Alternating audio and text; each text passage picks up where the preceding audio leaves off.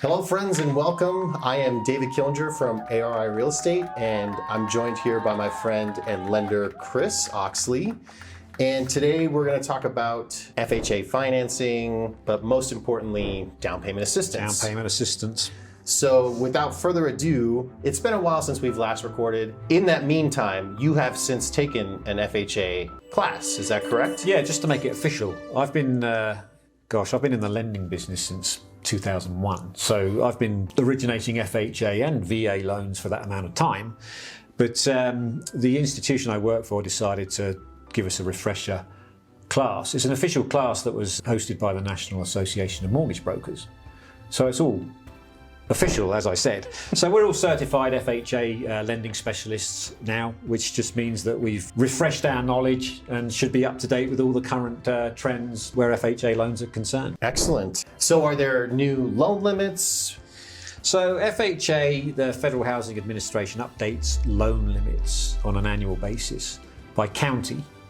So depending on the county you're looking to purchase a home in, that depends what the loan limit would be. And some of these loan limits are lower than conventional loan limits, which are handled by different government agencies. So it's important to know whether you can borrow enough in the county you're looking in, for sure. And that's something that we'll look up for people on a case-by-case basis. And are there credit score requirements? Typically, the FHA requires a minimum mid-score out of 3 credit scores of 580. That's their minimum requirement if you want an FHA loan with 3.5% down payment, which is their minimum requirement for down payment. Okay. But the trick is then to find a lender that would actually go down that far on credit scores, because lenders have overlays and they determine their own credit risk tolerance. So a lot of lenders, including where I work, require a 620 mid-score. Okay. Now there's lenders out there that will do the 580 scores, but you may find you're paying slightly higher interest rates or maybe additional fees even to get an interest rate. So it may cost you more with that lower credit score. And then FHA will allow you to go as low as a 500 credit score with additional down payment. So you'll need at least 10% down instead of the 3.5% down. But again, you've got to find a lender that will, adhere to those guidelines without their own overlays. So in my experience, a 620 mid-score would be a good minimum to start with and probably enable you to obtain slightly better terms as well. And do you have a process for estimating closing costs, cash to close in those situations? Absolutely. Obviously it's different for everybody, but do you have a template in your mind this could be or should be 1% of the loan or? No, it's a lot more simple than that. In fact, we have a new in-house app that we connect everybody with, which lays it all out to them in black and white, based on their maximum purchase price, estimates of what a property tax amount and an annual homeowner's insurance premium might look like. For FHA, it's pretty straightforward because there's going to be mortgage insurance involved, and the mortgage insurance premium is flat for everybody. So depending on the down payment, whereas on a conventional loan, that mortgage insurance premium varies depending on credit scores and other parameters. The company I work for, we only charge, I think, $950 to process and originate a mortgage, which is one of the lowest fees in the industry. We're a not-for-profit, so that helps. So we have a template that will lay out an estimate, worst-case conservative estimate of what closing expenses might look like, including lender fees, credit report fees, appraisal fees, and probably half of the one-time fees you pay at closing are title company related, I would say. That makes sense. Yeah. Because I usually like to estimate for, I try to stay out of the mortgage side of things. Sure. I always tell my clients, you got to get that information from Chris, but I like to have, again, just some kind of gauge or guesstimate, right?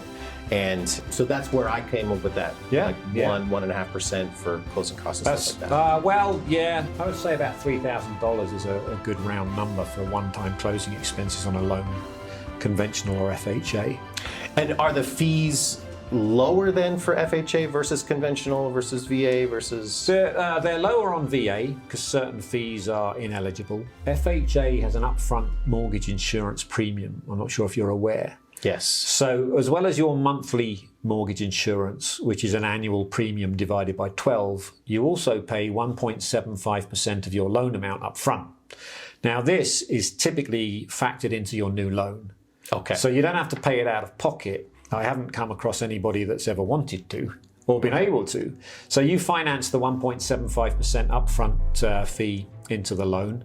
That's the main difference. Okay. So are there any other eligibility requirements that apply to FHA specifically? Typically, it's going to be a primary residence for somebody. Okay. You can't just buy an investment property with an FHA loan. There's certain exceptional circumstances where having more than one FHA loan may be an option for you, but typically it's going to be used for a primary residence. They have a higher debt ratio limit than a conventional loan, so you might qualify for a bit more loan amount on an FHA loan than a conventional loan. And they're a bit more forgiving on less than perfect credit.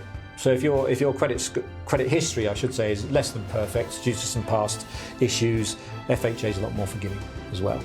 So that's very interesting when you talk about there's higher loan limits and there's lower down payment, and we're talking about a lot of the times how cash to close is a big deal, right? Yeah. So with FHA, what kind of down payment assistance programs are there? So it depends where you are in the country or where you are in the state, but the most common one in Colorado is the CHFA, Okay. Colorado Housing and Finance Agency. This would provide the down payment in the form of a second mortgage or a grant. Now, most people prefer the second mortgage version because the interest rate on that first mortgage is slightly lower when you're obtaining a second mortgage to provide your down payment. That second mortgage will be for 4% of your loan amount. So whatever you're borrowing, which is typically going to be 96.5% of the sales price, 4% of that amount, CHFA will provide in the form of a second mortgage as your down payment and any money left over towards closing expenses. That second mortgage will sit there without accruing interest, no payment will be due. It'll just need to be paid in full if you sell the home or refinance down the road. So we talk about, I see these like advertisements, get your next house for as little as $1,000 cash out of pocket. How does that work? How does that apply in this scenario? Well, I would say unless you have seller concessions, you're going to probably have more than $1,000 out of pocket. But the rules are that the CHFA only requires a $1,000 investment from the home buyer. Oh, okay. So it's CHFA that needs that $1,000. Yeah. It's not. Okay. Yeah. But honestly, in this area, by the time you've written an earnest money check, that's probably going to be more than $1,000 anyway. But you can get some of that back at closing if there's money left over from the down payment assistance. So CHFA's the most common one, which is statewide. But there's many other programs available, and some are linked to certain counties, some are linked to certain municipalities or cities or towns. And we have a tool at work that'll pull up a list of everything that you might be eligible for based on your criteria. And then you can explore those. Most of them have income limits as well. Right. Some have household income limits. So whoever's going to be living in the home, they would combine all those incomes to make sure the income is under the limit to qualify for the program. Or in CHFA's case, it's whoever's on the loan application. It's the income of the borrowers that counts. So that gives you a bit more wiggle room. Absolutely. So yeah, it's income limits and then location are the couple of the criteria that go into which programs might be available in your area.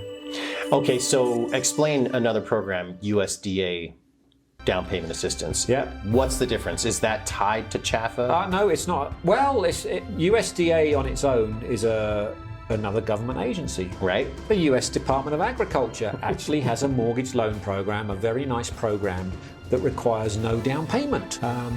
You'll still need some money for closing expenses, and this can be provided either by pricing your loan accordingly at a slightly higher than market interest rate to offer a credit to you to pay those closing expenses, or Chaffer does a version of the USDA loan where you can borrow 100% of what you need on a USDA loan and get the closing expenses paid through a Chaffer grant or second mortgage. So I do another video where I'm looking at properties that have been on the market for longer than normal, right? And it's all about trying to find where deals can be made, especially for or from the seller concession standpoint. Yeah. So when we talk about this $1,000 down or even less, and especially with the USDA loan, we're really trying to get more seller concessions. If you can get seller concessions, then this is where the seller agrees to pay a certain sum towards the buyer's expenses. That'll probably be more cost effective than getting that, the closing expenses paid by the lender through a higher interest rate or through a down payment assistance program.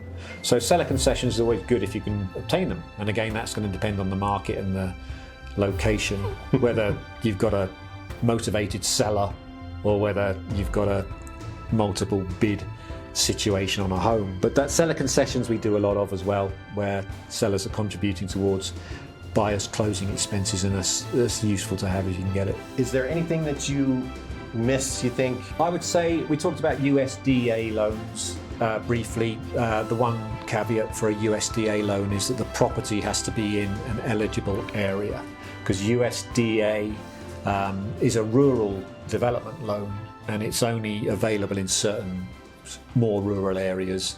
And again, that's something we can find out by typing the address into the USDA website to see if it's eligible or not. So the property has to be in an eligible area. This is the market for that now. Inventory is picking up, but we're still not seeing like a ton of deals, multiple offer situations, or a lot of high traffic showings. Yes, of course, again, it's springtime in Colorado. It always warms up for sure. It does.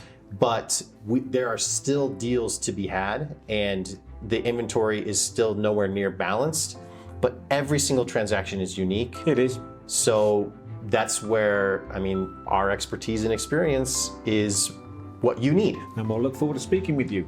All right, so there you have it. We talked a lot about FHA, lender limits, credit requirements, and stuff like that. We talked about down payment assistance. The next video is going to be about all these acronyms that we just used, because I know that gets in the way of a lot of things, right? And there's plenty that we didn't even discuss today. But I just want to thank you again for being here. My pleasure. Appreciate your time. opportunity. Yeah. And yeah, we'll hope to see you in the next one. We'll be back in a week or two. There you go. Take care.